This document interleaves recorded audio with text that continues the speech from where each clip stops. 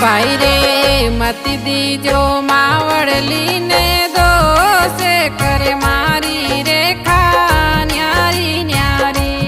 भाई रे मत दीजो मावड़ली ने दोसे करे मारी रेखा न्यारी न्यारी रेखा न्यारी न्यारी।